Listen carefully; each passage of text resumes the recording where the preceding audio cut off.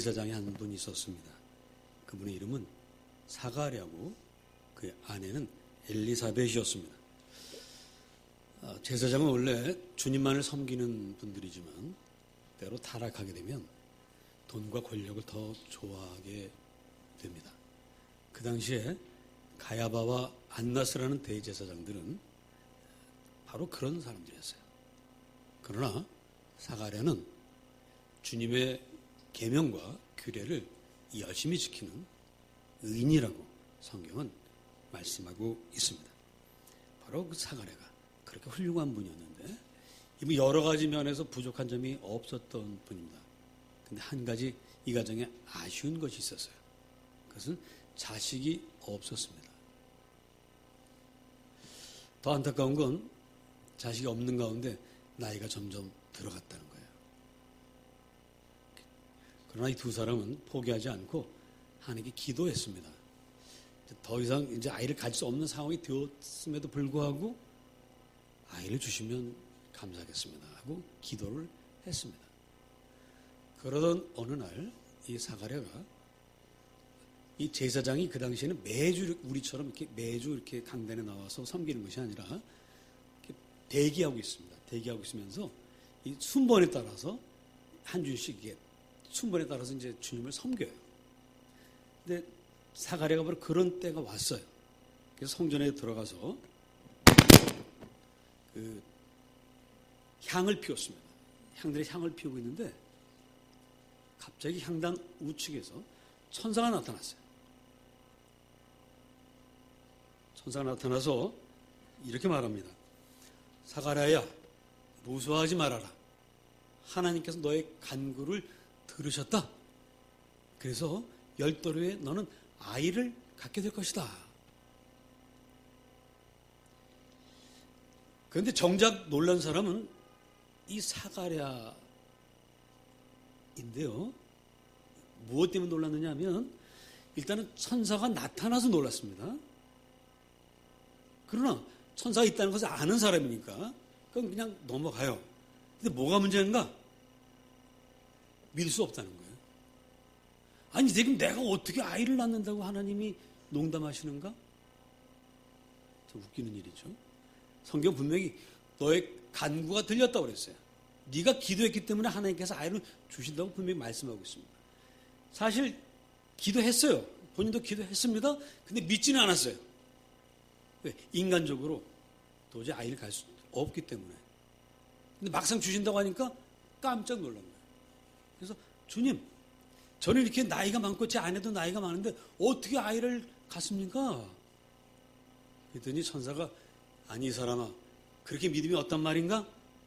할 수 없구만. 자네 이제 아이가 낳을 때까지 10달 동안 입 다물고 살게. 벙어리가 됐습니다.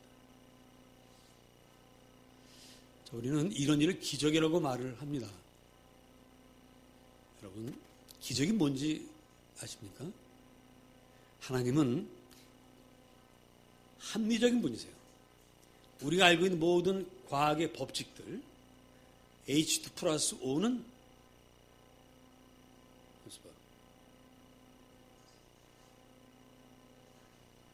뭐죠? H2 플러스 O가? H2O. 그게 물이죠. 네? H2 플러스 O는 물. 이게 과학의 법칙이에요. 이건 누가 깰 수 없습니다.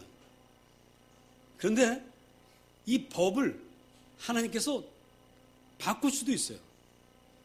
왜? 하나님은 과학의 법칙을 만드신 분이기 때문에 그걸 바꿀 권리도 있습니다.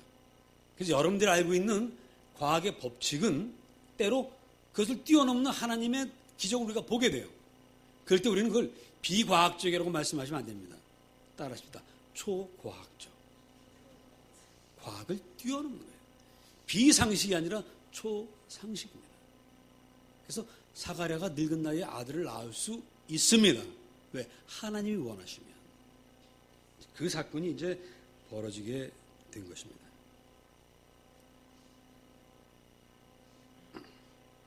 그래서 여러분, 여호수아 10장을 보면 이런 일도 있었어요.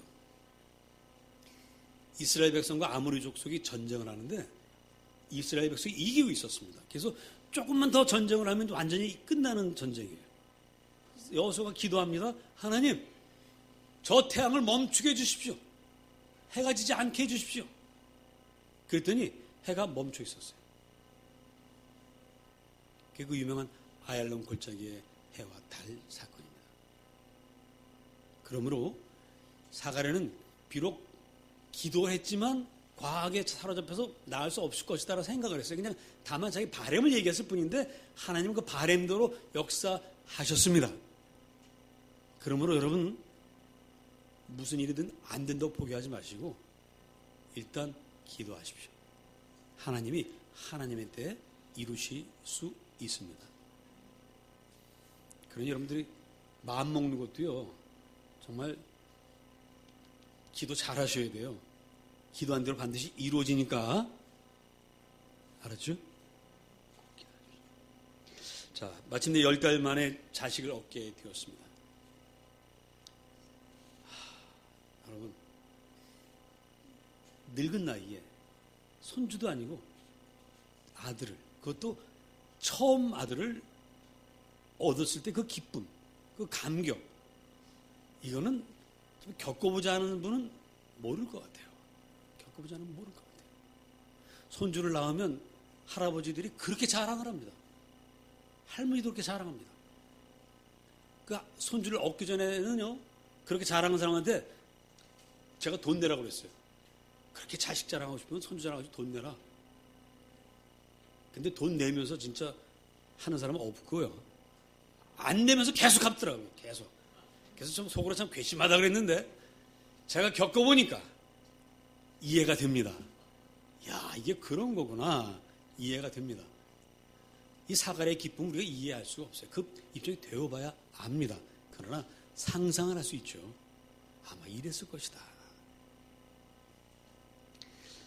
자, 그 아들이 처음 안고 기도를 합니다. 첫 아들 안고 기도합니다. 뭐라고 기도하면 좋을까요?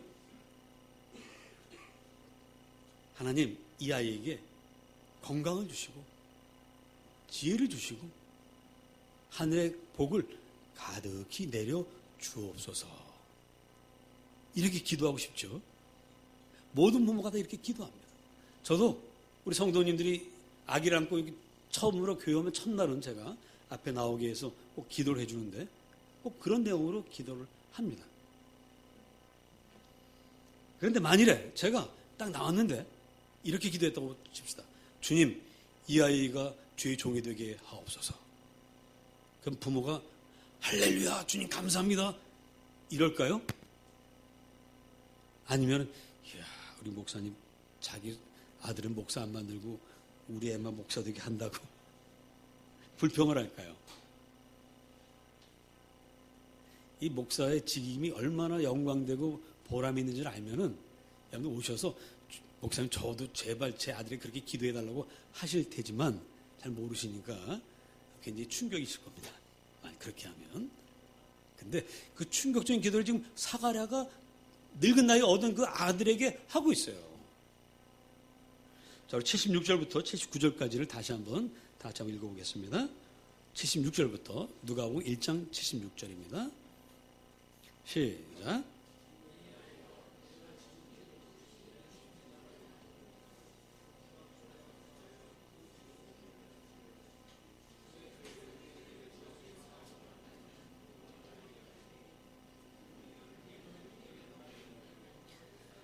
이로써 돋는 해가 위로부터 우리에게 임하여 어둠과 죽음의 그늘에 앉은 자에게 비치고 우리 발을 평강의 길로 인도하시리로다. 정말 인간이 할 수 있는 일 중에는 가장 복되고 위대한 놀라운 일임이 틀림이 없습니다. 그러나 이렇게 영광스러운 일을 하려면 준비를 해야 되고요. 그 준비는 피눈물 나는 고난입니다.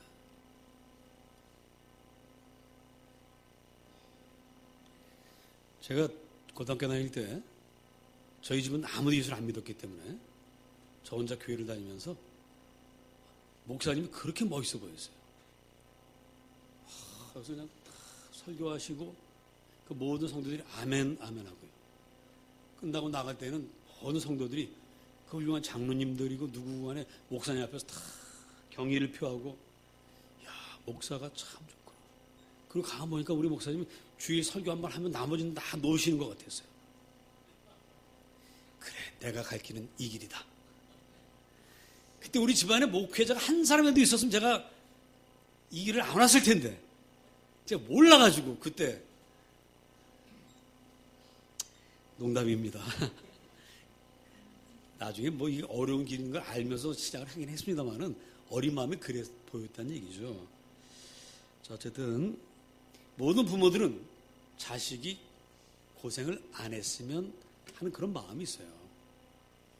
젊어 고생은 사서한다.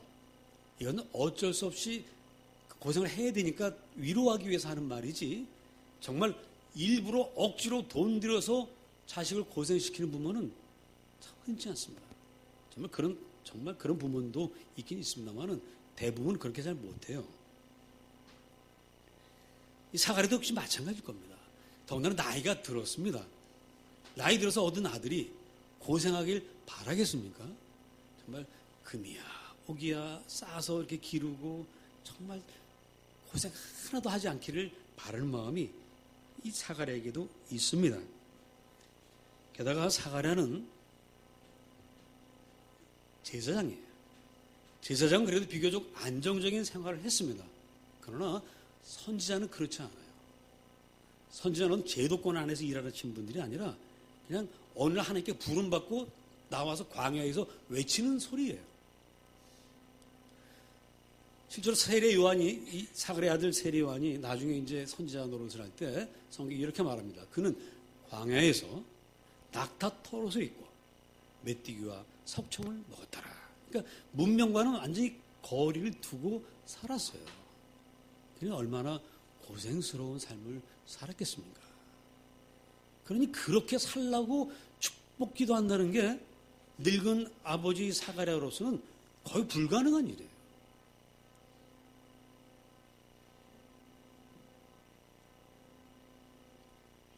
그러므로 사가랴는 이렇게 기도하는 게 맞습니다. 하나님, 바라본데 당신의 뜻을 좀 바꾸어 주십시오. 사랑의 주님, 옆집을 보니까 옆집 요셉 씨 집에는 아들이 8명이 있습니다. 하나님, 그 중에 한 사람을 선지자로 쓰시면 되지 않습니까? 저에게는 아들이 하나밖에 없습니다. 그것도 늦둥이로 늦게 얻은 아들인데, 하나님, 이 아들, 유일한 이 아들을 좀 평범하게 저하고 좀 오래오래 살면 안 되겠습니까? 어째서 이 아들을 달라고 하십니까? 제발 좀 이 아들은 접어두시고 다른 아들을 데려가 주십시오. 아마 사가랴는 또 이렇게 기도하고 싶었을 거예요. 그러나 그렇게 하지를 못했습니다. 왜 그랬을까요?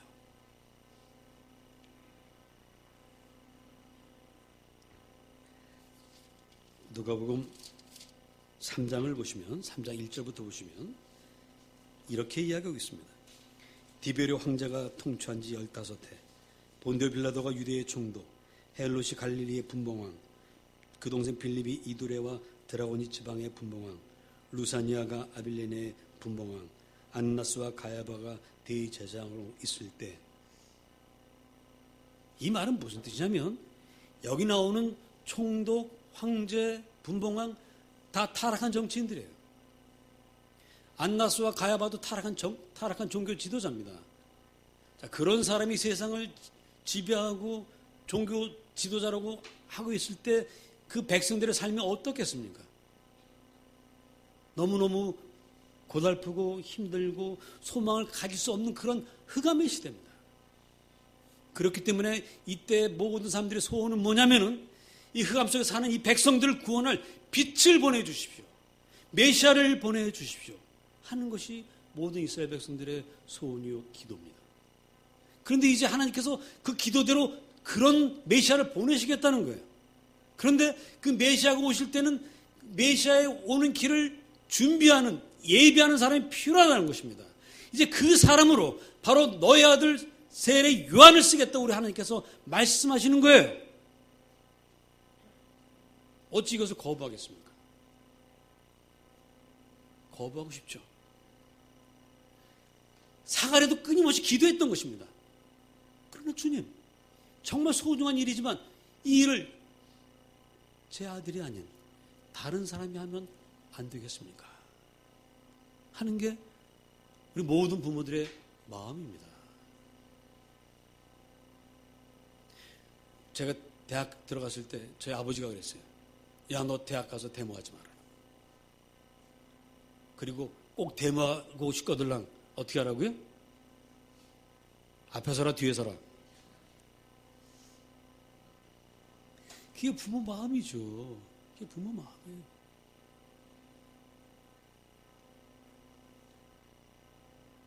그런데 가브리엘 천사가 사가랴에게 이렇게 예언했습니다. 너희 아들이 이스라엘 자손을 주 곧 그들의 하나님께로 많이 돌아오게 하겠습니다. 그가 엘리야의 심령과 능력으로 주 앞에 먼저 와서 아버지의 마음을 자식에게 거스르는 자를 의인의 슬기에 돌아오게 하고 주를 위하여 세운 백성을 준비하리라. 모든 사람들이 간절하게 바라던 지도자, 그 지도자가 내 아들이 아닌 남이 되기를 바랐건만 이제 하나님은 사가랴에게 바로 그 아들을 주신 거예요. 피하고 싶고 이 아들을 어디 빼돌리고 싶지만 그러나 누군가는 감당해야 될 십자가입니다.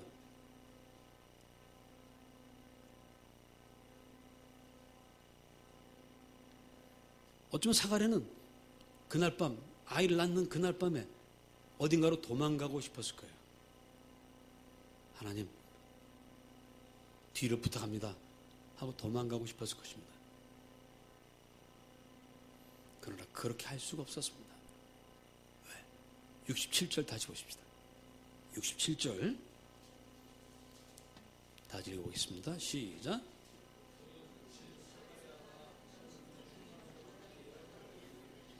예, 성령의 충만함을 받고 보니 도망갈 수가 없어요. 여러분, 제가 목사가 될 때 제 아내도 말리고 저희 부모님도 말리고 다 말렸는데 저도 저를 말리고 싶어요. 근데 제 속에서 올라오는 소명이 성령의 강권함이 그때 제가 뭐 신학할 만한 형편이 된 것도 아니에요. 모든 경제를 제가 책임지고 있을 때 그 직장을 그만두고 신학교를 간다는 것이 이성적으로는 도저히 맞지 않는 일입니다. 근데 성령께서 강권하시니까 저도 어쩔 수 없어요. 사가랴도 좀 어쩔 수 없습니다. 성령께서 강권하시기 때문에 그는 자기 아들이 주의 길을 예비하는 예비자로서 선지자로서 살아야 된다라고 예언하며 기도할 수밖에 없는 것입니다.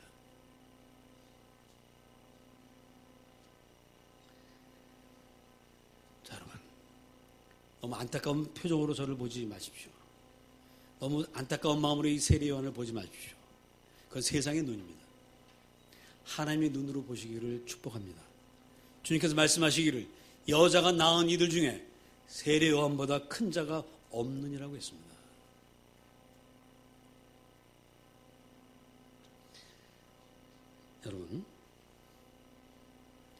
여러분은 이 세상을 어떻게 살고 싶으십니까? 따라합시다. 잘 먹고, 따라하세요. 걱정하지 말고. 제가 좀 함정 안 파놨습니다. 잘 먹고 잘 살다가 천국 가자. 그거예요. 뭐 다른 거 없습니다.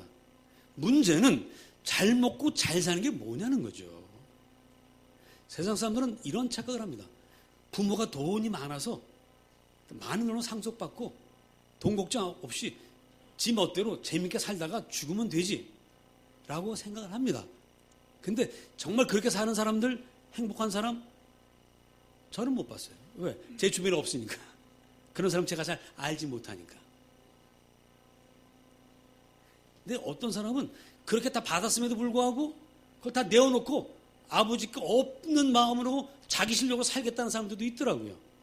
근데 그런 사람들이 멋있고 행복해 보여요. 저는 그런 분들의 일을 잘 몰라요. 그러나 여러분, 제가 살아보니까 내 자식만 위해서, 내 가족만 위해서 하는 것보다 내 이웃과 나라와 민족을 위해서 살겠다고 하는 것이 바로 자식을 위한 것이더라고요. 여러분, 내 자식만 잘 살고 잘 먹고 잘 살면 다른 사람 못 살면 어떻게 되죠? 오늘 이 지구촌 뉴스가 우리에게 그것을 얘기하고 있습니다. 전쟁과 테러. 테러라는 게 뭐죠? 너무 가난하고 너무 못 배우고 너무 불평등한 가운데 그 불평등만 터뜨릴 길이 없는 사람들이 터지고 나옵니다. 모두가 두려움에 떨어야 돼요. 정말 내 자식이 행복하게 잘 살기 원하면 모두가 행복하고 잘 사는 세상을 만들기를 힘쓰셔야 합니다. 당연한 이치예요. 범죄자가 두려워서 세상에 나가지 못하면 내 집에 돈이 아무리 많아도 문 밖을 한 발자국도 못 나간다면 그게 무슨 행복이겠습니까? 마음 놓고 밖에 나갈 수 있는 세상을 만들어야 됩니다. 그러기 위해서는 흙에 만든 백성들을 빛으로 인도하는 그런 선지자가 필요하고 그런 지도자가 필요하고 그런 지도자로 내 아들 내 자식을 쓴다면 주님 쓰시옵소서 하는 것이 참 지혜입니다. 사가랴는 그 지혜를 가지고 거기에 순종했습니다.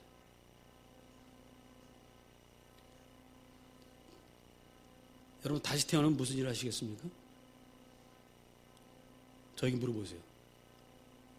목사님, 다시 태어나면 뭐 하시겠어요? 라고 물어보십시오. 저는 또 목회하고 싶어요. 힘들고 어렵고 정말 제 머리가 사실은 굉장히 수치 많았던 사람이에요. 청년 시절에. 새카맸던 사람입니다. 목회하다가 어느 사이에 이렇게 휘어지고 숱도 많이 줄어들고 그렇습니다만 그래서 저는 이 길을 또 가고 싶어요. 제가 새벽마다 성도들을 기도합니다. 근데 제 가족, 제 자식들 위해서 1년에 한두 차례 할까 말까입니다. 그래서 전 좋아요. 왜? 모두가 제가 목회하는 성도들이 행복하고 그 삶이 달라지고 그 삶이 변화되는 것을 보면 이것보다 행복한 일이 없어요. 그리고 나서 뒤를 돌아보니까 내가 기도하지 못했던 내 자식들을 하나님께서 또 길러 가시는 것을 제가 봅니다.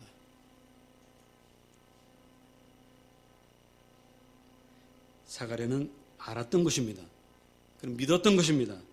전지전능하신 하나님이 늦은 나이에 얻은 이 아들을 위해서 가장 좋은 계획을 가지셨고 그 계획을 나한테 알려주셨다고 믿는 것입니다. 내가 이 아들을 위해서 할 수 있는 일이 없지 않아 있지만 그것과 비교할 수 없는 하나님의 놀라운 일이 있다는 사실을 사가랴는 믿었던 것입니다. 많은 부모님들이 사랑이라는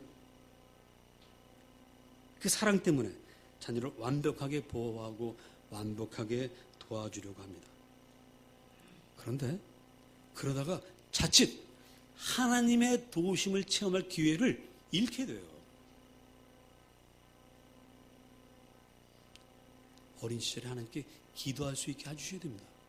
어린 시절에 아이들이 결핍을 맛보고 실패를 맛보고 어려움을 겪게 하셔야 됩니다. 그렇게 해서 하나님을 찾는 신앙을 갖게 해야 되고 그렇게 해서 살아계신 하나님을 만나야 합니다. 그런 일을 하나도 겪지 않도록 부모가 다 해주는 것 옳지 않습니다. 옳은 일이 아니에요. 심지어 어떤 분들은 하나님을 예배하고 기도할 그런 기회마저도 빼앗아 버리는 경우가 있어요. 제가 동대문교회에서 교육전도사를 할 때 30년 전에 제가 고등부 지도 전도사인데 이 아이들이 고등학교 2학년만 되면 교회를 안 나오는 거예요. 그게 권사님, 장로님에게 왜 애가 안 나옵니까? 목사님도 아시잖아요. 주일 학원 가야 돼요.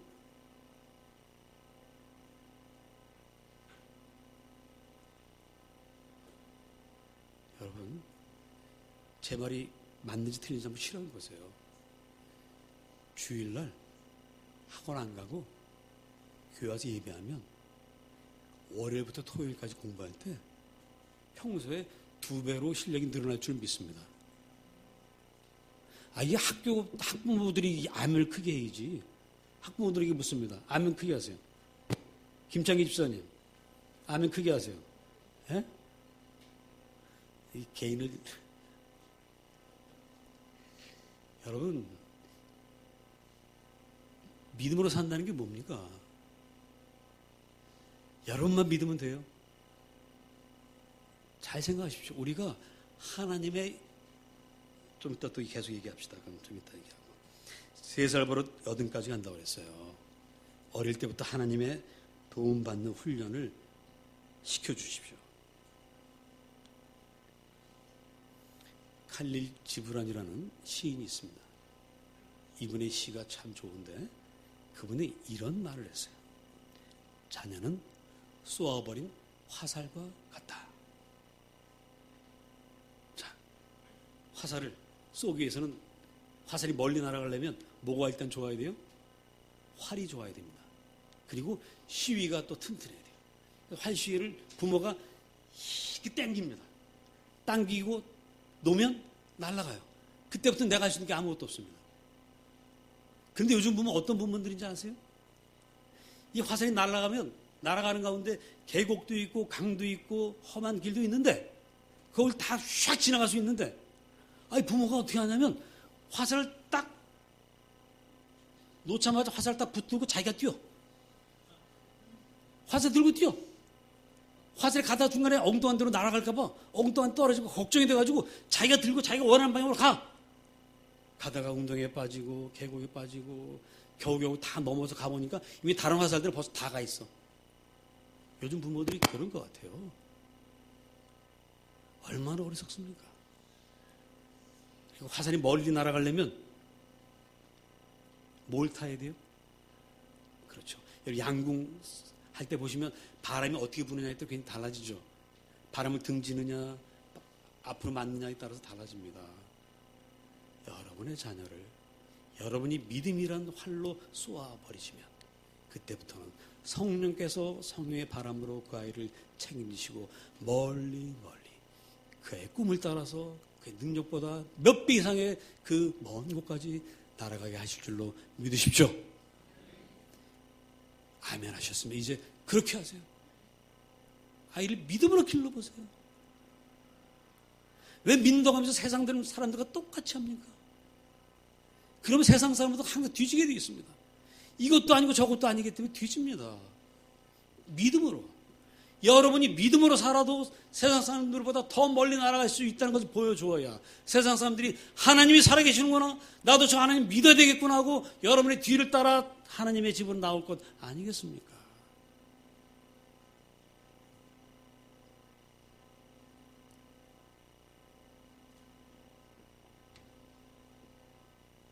여러분, 우리는 그리스도의 사람입니다. 우리는 세상에서 인정받으려는 사람들이 아니라 하나님께 인정받기 위해 사는 사람들입니다. 여러분 가운데 혹시 하나님의 능력을 이용해서 세상에서 성공하고 세상에서 인정받으려고 하는 분이 있습니까? 언제까지 하나님의 이용만 하시려고 합니까?